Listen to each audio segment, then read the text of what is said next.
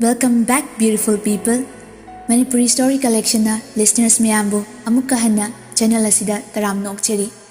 Channel asina hek haudorakpadagi mayamgi thamoibu sumatpa ngamba wari kaya ama khut thabirakduna khudol tamjakhraba matung thoidok hendokna yamna sangna introduction pirudragasu mayamna khangnaraba writer amagi wari ni nasi channel asina puduna lakcharibasi. Leizare mayamgi damakta Manipuri Story Collection gi mapan suba khudol oina one of the latest hit series of Arun Samurai Latpam Chaitheng Dugi Chaina Khol. Hauzik wari si hauzarage mayam punna taminarsi.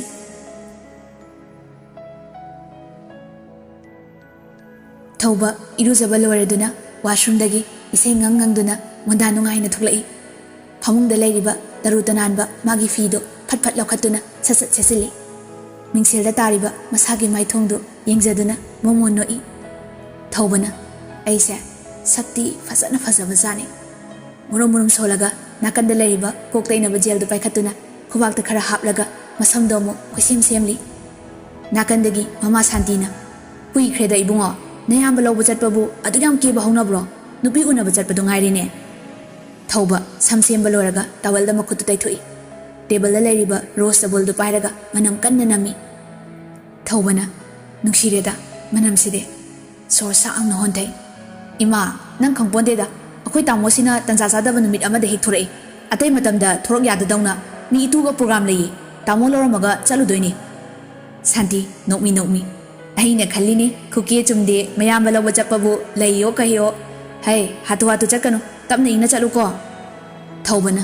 Hoy palemi ma. Se, manam nambiro. Ay thok na batawrage. Santi na machabu manam nambiduna. Thaubagi khudangda mayana tapna chikpi. Thaubana. Ima, adude chaluki ko. Santina, hoi, chalo. Ngai ko, table la riba box di pudoi ro. Thauba khongthang amani thanglambadagi chaplepi. Thaubana, ihe maru oibasi amu kawre ne, masi yaudadi yaponte. Hairaga table la riba box tu lokhali. Santina, karino ne maduna mo. Thaubana, hando cake ni thingsilakani. Santina, karino ne nupi una chatpasi cake kapunarabo hosik matam sibo. Thaubana, Ima, nang kang ponte, anniversary kai dune, cake yaudadi, magulay ponte, ngasine, namong nupiga, kang nakiba, jahi phaba numito. Thaubadu, ngang dana, gari kamliba jaga du tamna, thoroklaga, gari du hangdokduna, cake tu, mapam chana semlaga, front seat tu da, thamlami. Nakan oirapna, lay chabuldu amuk thammi. Thong na madulang sinduna, nakan gi, driver gi seat tu da, thong hangdokduna phamlami.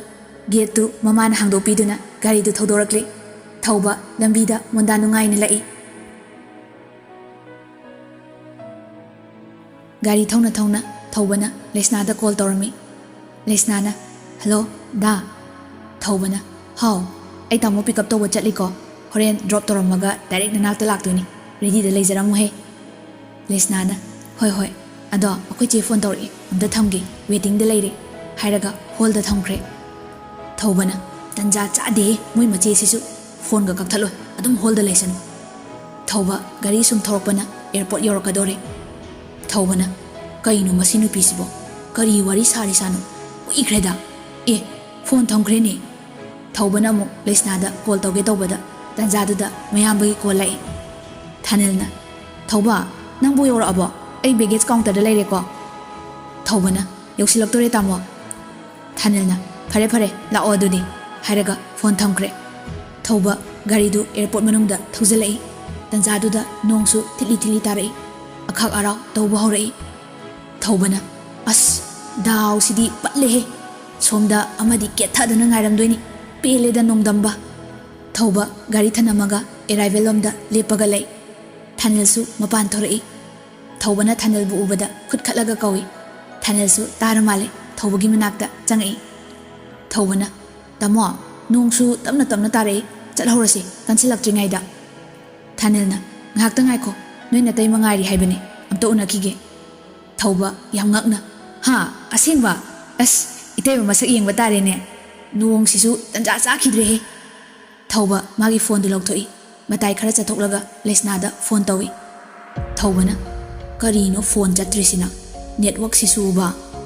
Somda, thanelsu, magi nushina zabi, nupidu lapna ure.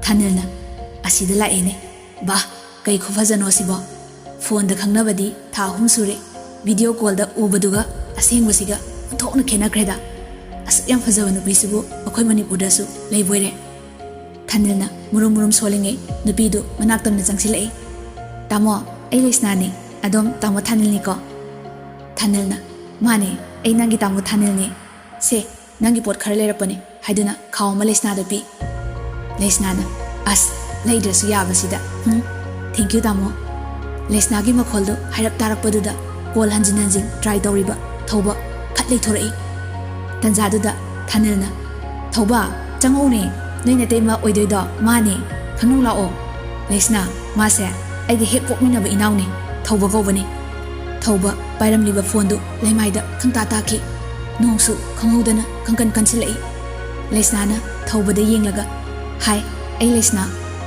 ꯊꯧꯕ ꯈꯪꯕꯣꯏ ꯀꯩꯕꯣꯏ ꯇꯥꯔꯤꯕ ꯐꯣꯟꯗꯨ ꯈꯨꯡꯒꯠꯂꯒ ꯄꯥꯈꯠꯅ ꯍꯥ ꯑꯩ ꯊꯧꯕ ꯍꯥꯏꯔꯒ ꯃꯃꯤꯠ ꯑꯅꯤꯗꯨ ꯃꯤꯠꯂꯨ ꯄꯤꯔꯥꯡ ꯏꯍꯧꯔꯛꯏ ꯊꯥꯅꯤꯜꯅ ꯅꯣꯡꯁꯨ ꯀꯟꯁꯤꯜꯂꯛꯑꯦꯅꯦ ꯀꯃꯥꯏ ꯇꯧꯅꯤ ꯅꯪ ꯀꯅꯥꯒ ꯂꯥꯛꯀꯦ ꯑꯩ ꯊꯤꯜꯂꯝꯃꯨꯔ ꯕꯦꯝ ꯂꯩꯁꯅꯥꯅ ꯑꯣꯇꯣꯗ ꯂꯥꯛꯄꯅꯦ ꯇꯥꯃꯣ ꯌꯥꯅꯤ ꯑꯩ ꯁꯥꯇꯤꯟ ꯌꯥꯎꯔꯛꯏ ꯑꯣꯇꯣꯗ ꯑꯗꯨꯝ ꯍꯟꯈ꯭ꯔꯒꯦ ꯊꯥꯅꯤꯜꯅ ꯆꯩ ꯆꯥꯅꯤ ꯑꯉꯥꯡꯅ ꯑꯩ ꯊꯤꯜꯂꯝꯃꯒꯦ ꯂꯥꯛꯑꯣ ꯊꯧꯕ ꯃꯇꯥꯏꯗ ꯆꯠꯂꯣ ꯒꯥꯔꯤ ꯄꯥꯛ ꯀꯥꯏꯗ ꯇꯧꯔꯝꯒꯦ ꯅꯇꯩꯃꯁꯨ ꯊꯤꯜꯂꯝꯃꯒꯦ ꯊꯧꯕꯗꯤ ꯎꯔꯤꯕ ꯊꯧꯗꯣꯛꯇꯨꯒ ꯇꯥꯔꯤꯕ ꯋꯥꯍꯩꯁꯤꯡꯗꯨꯒ ꯃꯪꯒ ꯆꯞ ꯃꯥꯟꯅꯔꯦ ꯃꯁꯥ ꯄꯨꯝꯕ ꯇꯨ ꯆꯨꯡꯈ꯭ꯔꯦ ꯃꯆꯤꯟꯗꯒꯤ ꯇꯞꯅ ꯇꯥꯃꯣ ꯁꯣꯝꯗ ꯍꯥꯏꯔꯒ ꯅꯣꯡ ꯃꯔꯛꯇꯨꯗ ꯇꯞꯅ ꯇꯞꯅ ꯈꯣꯡ ꯊꯥꯡꯈ꯭ꯔꯦ ꯅꯣꯡꯂꯛꯇꯨꯗ ꯊꯧꯕꯒꯤ ꯄꯤꯔꯥꯡꯁꯨ ꯃꯅꯤꯡ ꯇꯞꯅ ꯆꯦꯟꯊꯔꯛꯏ ꯊꯥꯅꯤꯜꯅ ꯍꯦ ꯊꯧꯕ ꯅꯣꯡ ꯃꯔꯛꯇꯨꯗ ꯅꯥꯕ ꯇꯥꯔꯦꯅꯦ ꯃꯇꯥꯏꯗ ꯆꯠꯂꯨ ꯌꯥꯗ꯭ꯔꯣ ꯅꯪꯕꯣ ꯍꯩꯃꯥ ꯍꯩꯃꯥ ꯑꯩꯅ ꯍꯥꯏꯔꯤꯒꯁꯦ ꯇꯥꯗꯦꯅꯦ ꯃꯁꯦ ꯂꯩꯁꯅꯥꯅ ꯃꯥꯒꯤ ꯁꯥꯇꯤꯜꯗꯨꯅ ꯊꯥꯅꯤꯜꯒ ꯇꯨꯃꯤꯟꯅꯗꯨꯅ ꯊꯧꯕꯒꯤ ꯃꯇꯨꯡ ꯄꯨꯟꯅ ꯏꯜꯂꯝꯃꯤ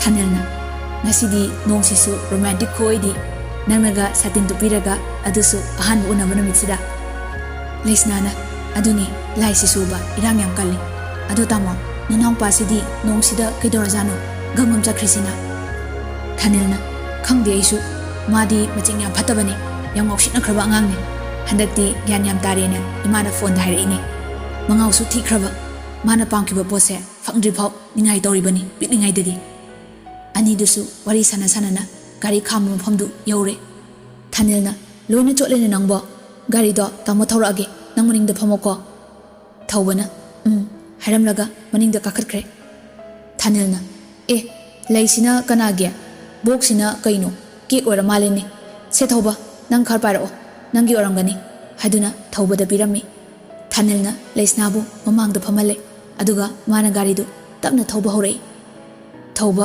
ꯋꯥ ꯉꯥꯡꯗꯦ ꯔꯣꯁ ꯇꯦꯕꯜꯗꯨ ꯃꯈꯨꯠꯅ ꯀꯟꯅ ꯄꯥꯏꯁꯤꯜꯂꯤ ꯇꯧꯐꯝ ꯈꯪꯗ ꯃꯌꯥꯝꯕꯒꯤ ꯃꯃꯥꯡꯗ ꯃꯄꯤ ꯇꯥꯈꯤꯅꯤ ꯍꯥꯏꯕ ꯃꯇꯥꯒꯨꯝ ꯈꯪꯖꯤꯟꯗꯨꯅ ꯋꯥꯅ ꯆꯩꯅꯥ ꯈꯥꯡꯂꯤ ꯂꯩꯁꯅꯥꯁꯨ ꯒꯥꯔꯤꯒꯤ ꯃꯤꯡꯁꯦꯜꯗꯨꯗ ꯌꯦꯡꯉꯤ ꯊꯧꯕꯅ ꯇꯧꯔꯤꯕ ꯃꯑꯣꯡꯗꯨ ꯎꯗꯕ ꯅꯠꯇꯦ ꯒꯥꯔꯤ ꯈꯔ ꯊꯧꯔꯛꯂꯒ ꯂꯝꯍꯥꯡ ꯃꯆꯥ ꯑꯃ ꯅꯥꯀꯟꯗ ꯁꯪꯇꯞ ꯃꯆꯥ ꯑꯃꯒ ꯂꯩꯕꯗꯨ ꯊꯧꯕꯅ ꯎꯔꯦ ꯊꯧꯕ ꯇꯞꯅ ꯇꯥꯃꯣ ꯒꯥꯔꯤ ꯑꯝꯇ ꯈꯥꯝꯕꯤꯌꯨ ꯑꯩ ꯁꯤꯗ ꯊꯕꯛ ꯑꯃ ꯂꯩꯌꯦ ꯍꯣꯔꯦꯟ ꯊꯦꯡꯉꯛꯀꯅꯤ ꯈꯔ ꯍꯥꯏꯕꯤꯔꯝꯃꯣ ꯏꯃꯥꯗ ꯊꯥꯅꯤꯜꯅ ꯅꯣꯡꯒ ꯇꯥꯕꯅꯦ ꯄꯪꯊꯦꯡꯗꯤ ꯊꯦꯡꯉꯛꯀꯅꯨꯀꯣ ꯍꯥꯏꯔꯒ ꯃꯇꯥꯏ ꯑꯣꯏꯔꯞꯅ ꯅꯣꯡ ꯊꯨꯞꯄ ꯌꯥꯕ ꯖꯒꯥ ꯑꯃꯗ ꯈꯥꯝꯂꯒ ꯊꯧꯕ ꯀꯦꯛꯇꯨꯒ ꯂꯩꯗꯨꯒ ꯄꯥꯏꯔꯒ ꯀꯨꯝꯊꯔꯝꯃꯤ ꯊꯥꯅꯤꯜ ꯊꯧꯕ ꯊꯝꯂꯝꯃꯒ ꯒꯥꯔꯤꯗꯨ ꯊꯧꯈ꯭ꯔꯦ ꯊꯥꯅꯤꯜꯅ ꯅꯨꯄꯤ ꯎꯅꯗꯣꯏ ꯑꯣꯏꯔꯝꯅꯤ ꯑꯁꯤꯅ ꯅꯣꯡꯁꯤ ꯆꯣꯠꯂꯤꯅꯦ ꯇꯧꯔꯤꯁꯦ ꯐꯔꯦ ꯅꯨꯄꯥ ꯃꯆꯥꯅꯤ ꯉꯝꯅ ꯉꯝꯅꯕ ꯇꯧꯖꯔꯅꯤ ꯑꯗꯣ ꯅꯣꯏꯗꯣ ꯀꯩꯁꯥꯝꯄꯥꯠꯅꯤ ꯍꯥꯏꯕꯗꯥꯏꯅꯦ ꯖꯪꯁꯟꯒ ꯅꯛꯅꯔꯕꯣ ꯂꯩꯁꯅꯥꯅ ꯅꯛꯅꯩꯌꯦ ꯖꯪꯁꯟꯗ ꯈꯥꯝꯕꯤꯔꯝꯃꯣ ꯇꯥꯃꯣ